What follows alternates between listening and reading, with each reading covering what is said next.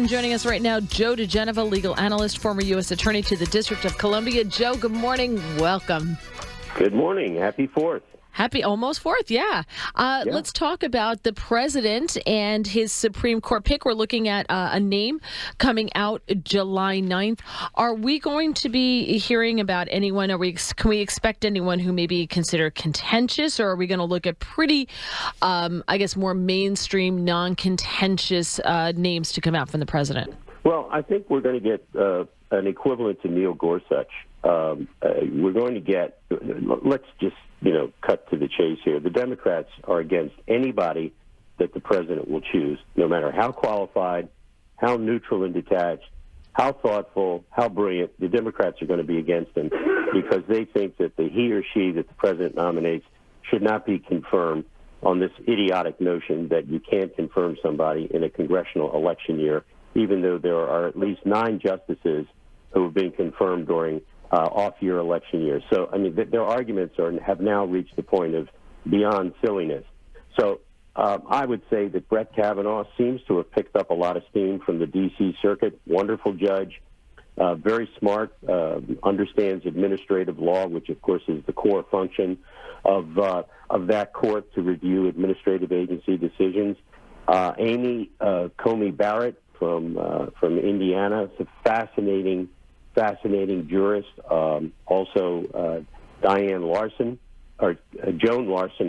from Michigan. There are some phenomenal candidates. The president, as you know, put out all these names before the election. He said, these are the people I'm going to consider. So if you're voting for me, you're basically voting for at least 1 or 2, maybe 3 people to go on the Supreme Court. The president's in a very strong political position, in a very strong substantive position with the quality of the nominees. They've all been vetted extensively. I think what we're going to get from the Democrats is more smoke and mirrors, extreme nastiness, screaming and yelling, perhaps even physical activities on the floor of the Senate. I wouldn't put it past them because the party has become the party of nutso, lefto crazies, and God only knows how they're going to corrupt and embarrass the American people and the United States Senate during this process. Well, they have little recourse to stop this beyond a tantrum, so you're right, that could actually happen. Let me get, because you seem to be close to this, and I want to ask you kind of a two-parter on this senator in particular. Susan Collins of Maine, she's nominally a Republican, but poses a risk here for the president. She is opposing potentially anybody who would threaten to overturn Roe versus Wade. Of course, that's not actually ever a crystal clear thing when you handle a Supreme Court nominee, because you never get into specifics on a case like that. But first on that specifically, this idea that the Supreme Court, once it rules on something, it's precedent and therefore can never be overturned ever. Is that a sensible way to approach what would make a good Supreme Court justice? Well, of course not, because as you know, the Supreme Court ruled in the Dred Scott case that slaves were not full human beings under the Constitution. That was, of course, reversed. Plessy versus Ferguson, separate but equal, reversed. And just the other day, the Supreme Court reversed a 40-year-old labor law decision and held that a person who is a member of who is a public employee cannot be forced to join a public union and be forced to pay dues.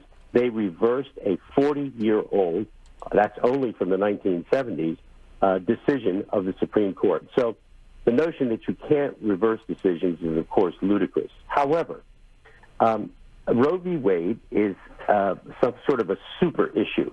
And it's pretty clear that Susan Collins and others would consider that to be a basis for a no vote. Now, no nominee for Supreme Court justice is ever going to answer that question. How would you vote to overturn Roe v. Wade? The case may come before me. I can't talk about it. And those are part of the judicial ethics that abound during a Senate confirmation hearing. Right. So the only thing they're going to be able to do is look at the record of these people and see if they've ever written about the subject. And for the most part, I think there's only 1 or 2 judges that have ever said anything about Roe v. Wade, and the rest of them have quite properly remained mute on the subject. Right. Mute on the subject. So it's going to be, you know what it is, it's going to be the floor show. They're going to be screaming and yelling, and why won't you answer this question? This is so important. This is different, they're going to say. You have to answer this one. Right. And Mike, Mike Lee, I think, did compare it to Dred Scott. Like, he may have been the one of the guys who've talked about this. I want to also expand on something else Susan Collins said. And you're so close to this, you often have insight into it and intel that we don't. The White House supposedly has a narrow list of just 25 candidates. Susan Collins said this weekend that she was told by the White House counsel that list has been expanded, that there are more people that we don't know about on that list. Is that true based on what you know? Well, we do know that the president himself added a few names some time ago from the original list. Right. So that may be what she's talking about. If she's talking about new people, in addition to the list that existed at the time that Gorsuch was selected, that's news to me. Okay. Okay. Joe, do you see all the Republicans voting for this and getting through whomever President Trump picks, or are there a couple of Republicans who you think might be wild cards? Well, presumably John McCain is going to stay in Arizona, so he won't be available. He's there at the end of life, fighting brain cancer. God bless him, and we wish him all the best during this terrible time. So. You never know what Susan Collins is going to do, or Lisa Murkowski from Alaska. They're very strong on pro-choice. We're going to pick up at least probably two Democrats, Joe Manchin and, a couple other people. Our possibilities, probably Donnelly from Indiana. Mm-hmm. So there's probably going to be enough votes, even if you get a Republican defection, although that would be too close. And I think that, I can't imagine, it's difficult for me to conceive of anybody, even Jeff Flake, who's a total screwball, right, denying the president something so important, because if they were the deciding vote, like McCain was the deciding vote against the repeal of Obamacare, for the rest of your life, you are persona non grata anywhere in the world among Republicans. I just don't see anybody biting that bullet. Gotcha. Yeah. No, it's and in Jeff Flake's case, I think he actually backed away from his judicial opposition really quickly. That usually changed his mind. He really is a flake, and good riddance. There you go. Good riddance. Joe diGenova, thank you as always, bringing some clarity to this on this a very interesting week ahead of that announcement on July 9th. Happy Independence Week. Take care, sir.